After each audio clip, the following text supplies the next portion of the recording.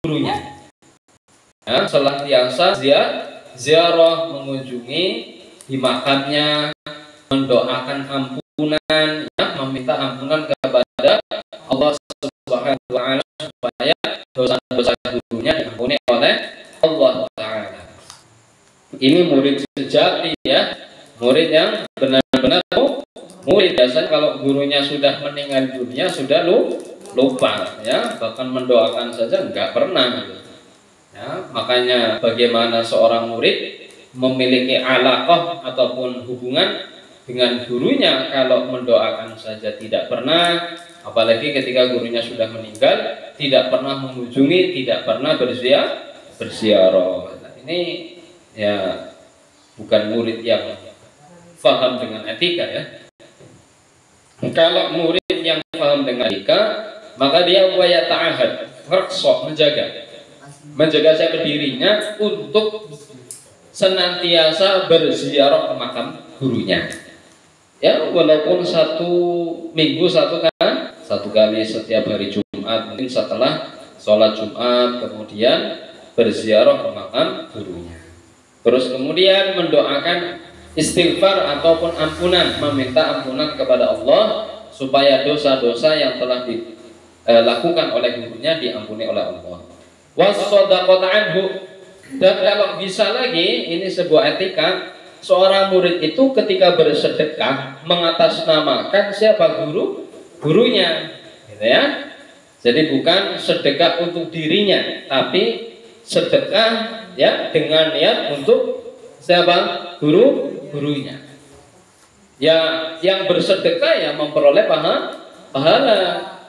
Jadi ketika seorang murid itu bersedekah atas nama guru, ya, ini bukan berarti kemudian sang murid atau belajar tidak memperoleh pahala. Sang murid itu memperoleh pahala, begitu juga gurunya memperoleh pahala.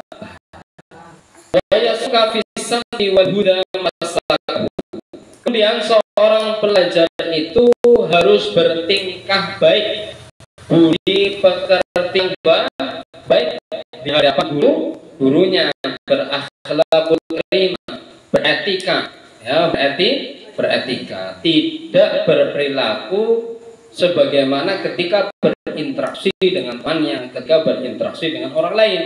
Ketika sedang bersama dengan gurunya, maka tampakkanlah akhlak yang baik, walaupun kalau sama orang lain jahat akhlaknya. Ya, misalnya sama orang lain nggak karuan, gitu kan?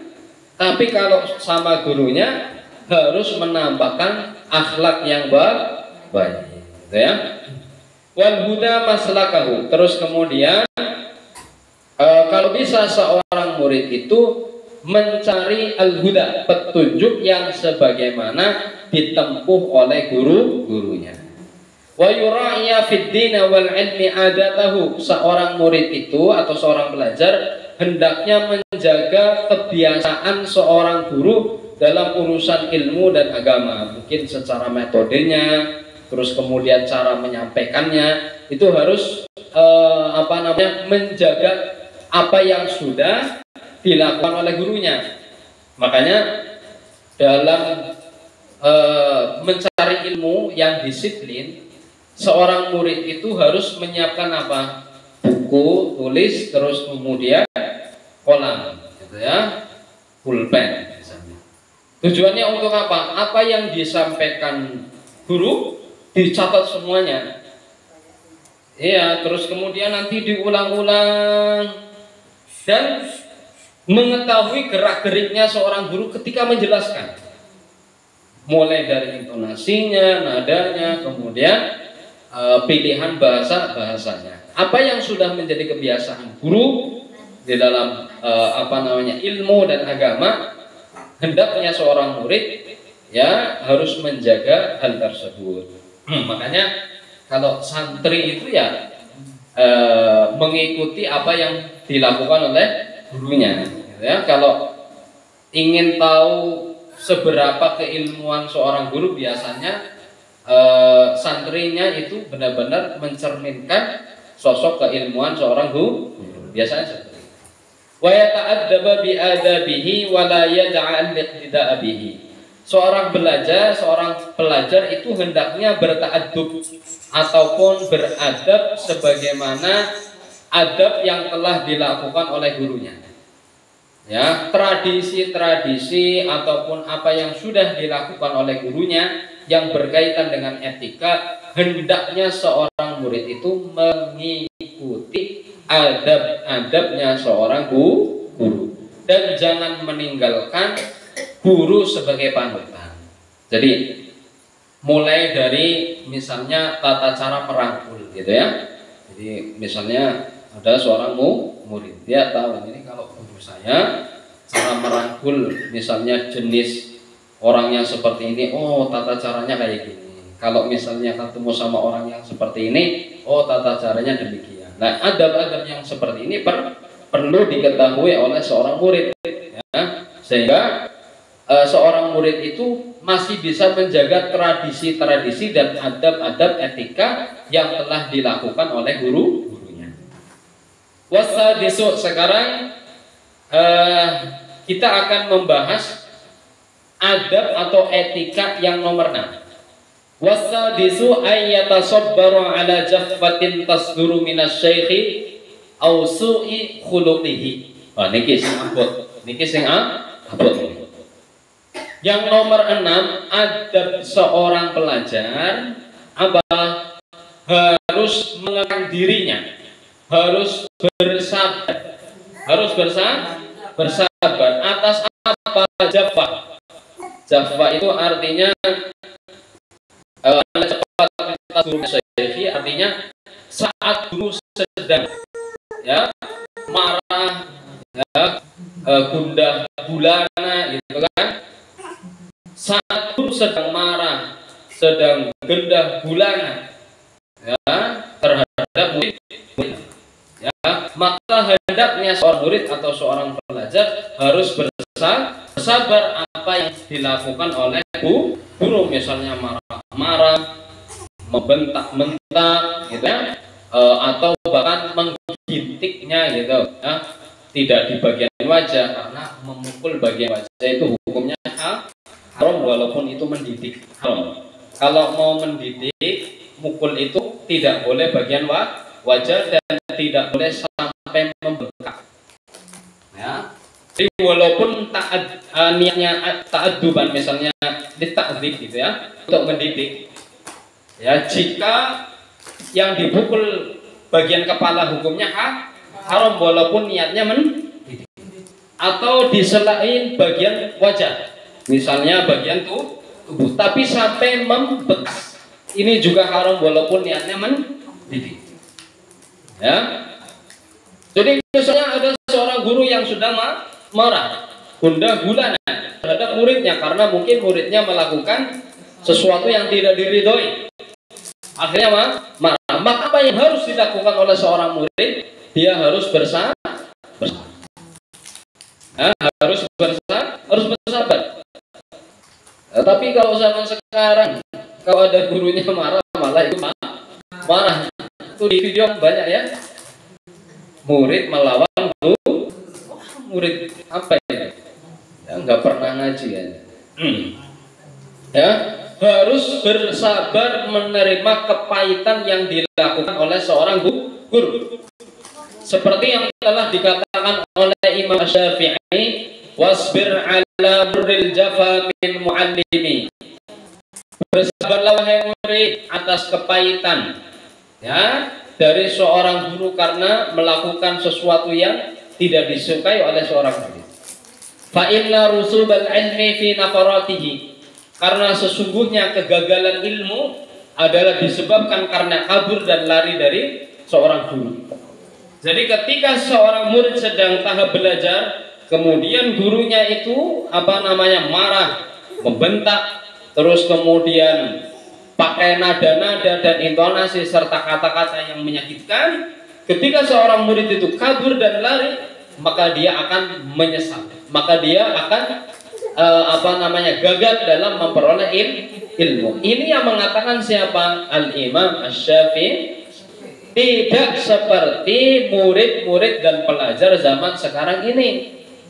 Ya, gurunya memarahi malah ikut marah. Ya, malah berani. Orang tuanya tidak mendidik seperti itu, ya, gurunya juga tidak mendidik seperti itulah. Yang mendidik seperti itu siapa? Yang mendidik berani dengan guru siapa? Hah? Enggak ada ya. Nah, ini dari mana kalau bukan dari lewat Nah, itu. Ya. Kalau dulu kita itu kan sangat takut dengan orang tua. Bahkan kalau sama guru aja kita benar-benar takut itu. Bahkan orang tua dulu itu sangat mendukung guru, bukan mendukung anaknya. Jadi misalnya anaknya nangis gara-gara disabet misalnya, ya nggak sampai parah gitu, cuma sampai nangis waktu, ya, atau dilempar pakai penghapus, ya, terus lapor sama orang tua yang malah mendukung, kamu yang bandel, anak bandel, ya bener, weh. Sekalian aja kemplang. Dulu gitu maksudnya, supaya anak itu jangan merasa ada yang melindungi kan. Kalau anak itu sudah merasa ada yang dilindungi, terus kemudian guru melakukannya, dia selalu lapor dan akan berani kepada seorang guru. Tenang saja, orang tua saya akan membela saya, ya kan? Nah, ini yang terjadi di zaman sekarang. Jadi banyak murid-murid yang tidak beretika. Makanya ilmu yang didapat tidak manfaat. Makanya ilmu yang diperoleh tidak sempurna. Sebabnya apa? Tidak beretika dengan baik dengan gurunya.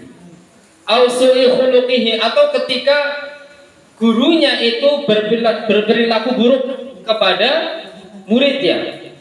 Ada seorang guru berperilaku buruk kepada muridnya.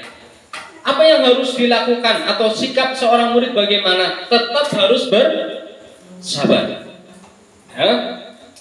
Berperilaku buruk di sini maksudnya tidak sampai tahapan haram ya, hanya sekedar mungkin sesuatu yang tidak disukai oleh sang murid gitu loh.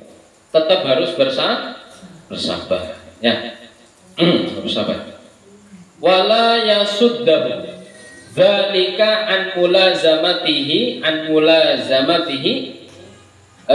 wa i'tiqadi kamalihi.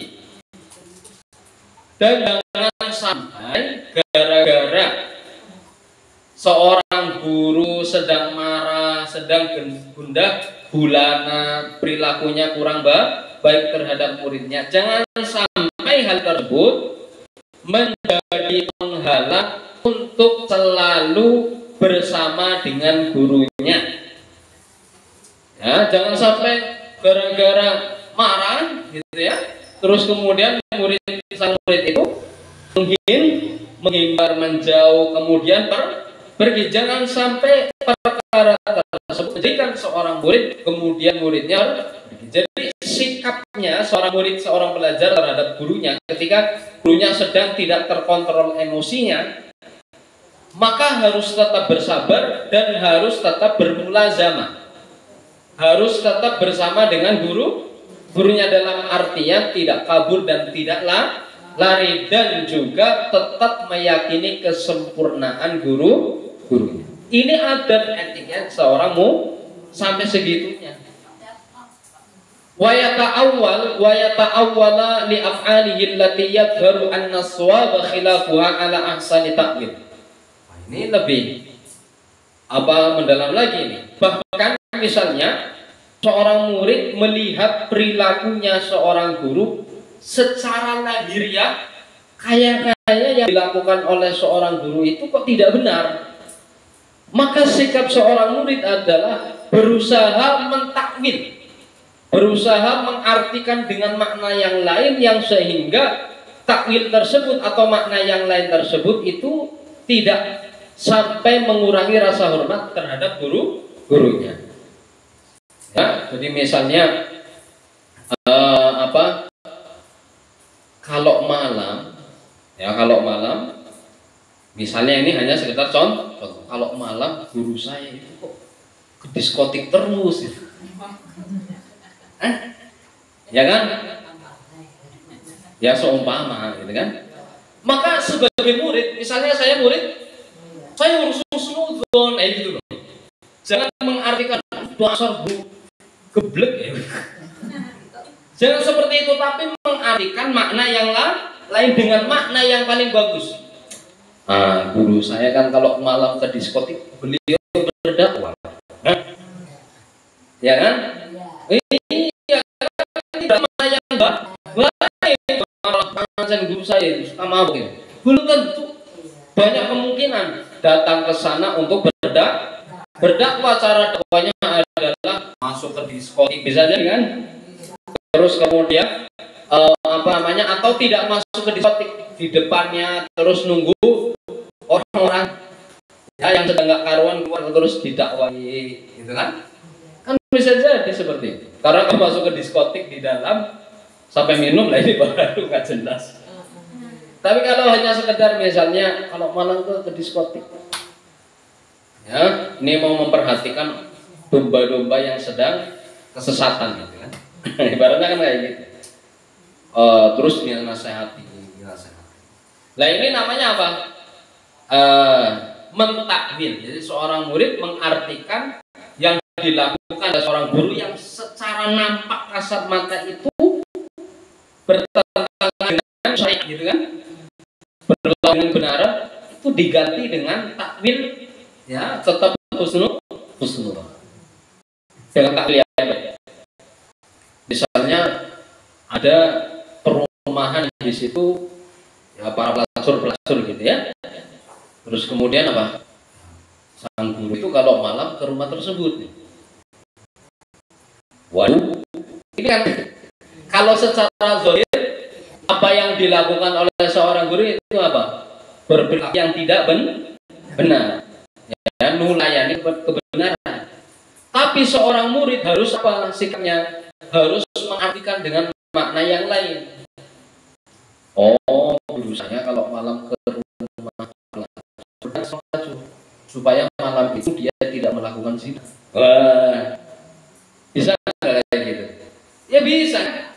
Kamu saya kasih uang 200.000 atau 300.000, atau dikasih uang 500.000. Ada misalnya 20 kontrak dikasih semua.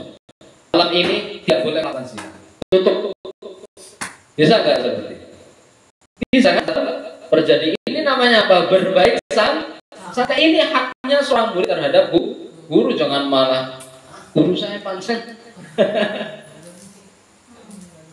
Nah, atau misalnya setiap malam kok guru saya beli khomer terus. Nah, setiap malam beli khomernya nggak satu deh. Misalnya apa, satu dus gitu, satu krat gitu. Lah seorang murid harus apa? Mentakwil, mengartikan perilaku itu dengan perilaku yang baik. Oh, guru saya kalau malam beli khomer supaya malam itu orang-orang nggak pada minum. Bisa terjadi nggak? Nah iya, kayak gitu. Ya, makanya kadang perbuatan baik tidak harus ditampakkan sama orang lain. Ya, perbuatan baik tidak harus ditampakkan sama orang lain.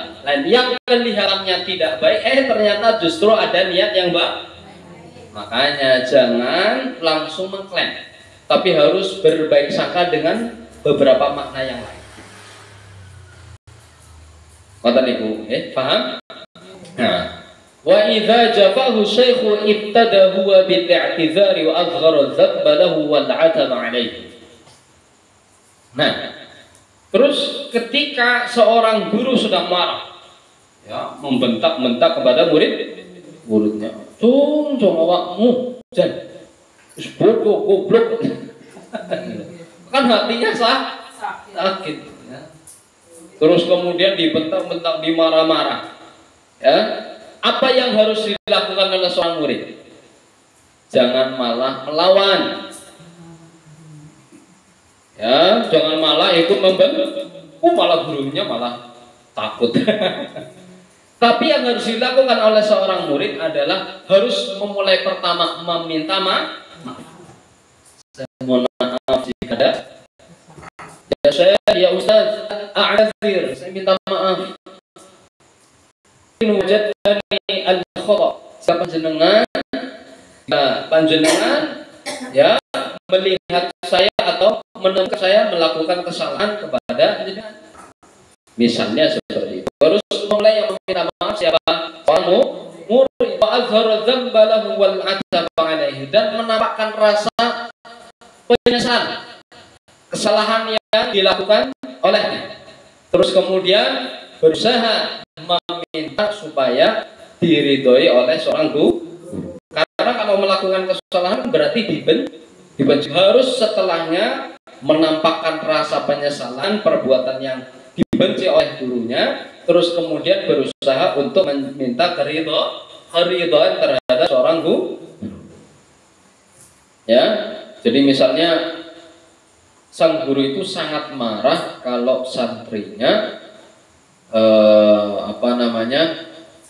datangnya telat. Saya dulu waktu di Magelang,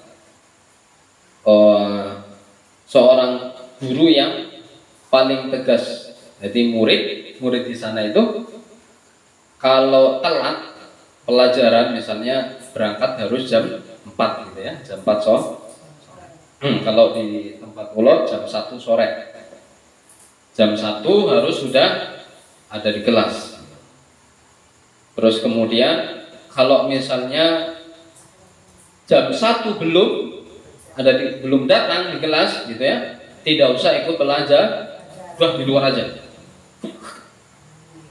Karena tidak menghargai waktu. Kita sedang mendidik, menghargai waktu. Jadi kalau ada murid atau santri telat, itu saya marah-marahin. Kamu niat ngaji apa enggak? Ya, niat belajar apa enggak? Orang tempatnya dekat. Ya, bahkan misalnya jauh, nggak ada kendaraan, ya jalan kaki. Jadi hal sensitif ketika tidak berangkat pada tepat waktu. Muridnya malah wah, akhirnya benar-benar telat jabul. Berapa jam baru berangkat misalnya. Ini kan pasti marah, benar-benar drop istilah kalau anak-anak itu sudah drop. Ya, maka yang harus dilakukan oleh seorang murid adalah meminta maaf. Misalnya satu kelas datang ke kamarnya, Ustaz, saya mohon maaf tadi. Ini yang harus dilakukan. Dan menampakkan rasa penyesalan, bukan pura-pura, tapi benar-benar menyesal. Jangan pura-pura menyesal, senang baik. Ya, dan berusaha mencari ridhonya seorang guru. Sebab ketika seorang murid itu bersikap pertama meminta maaf, kemudian nampak rasa penyesalan, ketiga mencari ridhonya seorang guru, fa inna dzalika abqa limawaddati syaikhihi ala tawtifihi fima fihi fadil. Maka itu adalah sikap yang lebih efektif, sikap yang lebih baik, supaya masih menetapkan dan melestarikan rasa kasih sayang seorang guru terhadap muridnya atas sikap seorang murid yang di situ tidak baik. Ya. Wa ala tawbihihi ala ma fihi naqisatun. Ya, atas sikap seorang murid yang mana di situ sikap yang naqisah, sifat yang kurang, sifat yang tidak baik. Aw ala kasalin ya'tarihi, atau karena si murid itu malas, aw ala taqsirin yu'anihi aw ghairi dzalika, atau karena si murid itu sembrono atau yang lainnya, mimma fi iqafihi alaihi, yang bisa membuat seorang guru itu tidak menyukai seorang murid. Wa tawbihuhu irsaduhu wa islahuhu. Maka seorang guru yang muring-muring atas sikap seorang pelajar, ya, sebab melakukan sifat yang tidak diridhoi oleh guru, muring-muringnya guru atau marah-marahnya seorang guru, ini sebuah irsyad atau petunjuk kebaikan kepada muridnya, Kenapa dikatakan seperti itu? Wa yu'addu dzalika minasyaikhi min ni'amillahi ta'ala bi'tina'i syaikhi bihi wa nadhari ilaihi. Jadi ketika seorang guru terus kemudian memarahi terhadap muridnya karena sang murid atau seorang pelajar telah melakukan perkara-perkara yang menyebabkan seorang guru itu marah, ini menunjukkan bahwasannya apa? Ya, nikmat Allah Subhanahu wa taala dari seorang guru. Rupanya apa? Oh, guru saya masih perhatian. Guru saya masih ada rasa kasih saya. Oh, ternyata guru saya itu selalu memperhatikan saya. Ya. Coba kalau murid sudah dibiarkan mau melakukan apa saja dibiarkan oleh gurunya misalnya. Ini justru menunjukkan bahwa sang guru itu tidak peduli. Tapi kalau gurunya marah-marah karena muridnya melakukan perbuatan yang buruk, maka ini justru nikmat Allah Subhanahu wa taala dari guru terus kemudian diberikan kepada muridnya. Apa rupanya? Yaitu sang guru masih ada rasa peduli, masih sering melihat ya akhlak seorang murid. Paham ya? Fa in dzalika amyangul qalbi syekh. Maka sesungguhnya sikap demikian itu lebih mencondongkan hatinya seorang guru wa a'fu 'alal li'tina'i bi masalihihi, dan lebih membangkitkan keperhatian seorang guru terhadap kemaslahatan kepada muridnya. Wa idza awqafahu syaikhu 'ala daqiqatin min abin aw naqisatin sadarat minhu kana ya'rifuha min qablu fala yafharu annahu kana 'arifan biha wa ghafala anha. Jadi misalnya ada seorang syekh atau seorang guru sedang ya. Ada seorang guru yang karena muridnya itu melakukan perkara yang tidak baik. Ya. Kan ya'rifuha min qablu. Terus kemudian sebenarnya sang murid itu tahu bahwasannya ya, sebelum sang guru memberitahu dia tahu bahwa yang dilakukan itu salah. Maka jangan menampakkan seakan-akan si murid itu sudah tahu, ya pura-pura belum tahu gitu. Ya, jangan malah menampakkan nyong sebenarnya ngerti Pak Guru gitu. Ya pura-pura belum tahu, ya. Bal yashkuru asy-syaikh ala ifadatihi dzalika wa i'tina'ihi bi amrihi. Bahkan semestinya seorang murid ketika diberitahu kamu salah melakukan seperti ini, gitu ya, jangan malah menampakkan dirinya seakan-akan sudah tahu, tapi malah justru menampakkan dirinya tidak tahu dan harus bersyukur sang guru itu memberikan faidah dan memiliki perhatian terhadap keadaan sang murid. Fa in kana lahu fi dzalika uzrun wa kana i'lamu syaikhi bi aslaha fala ba'sa.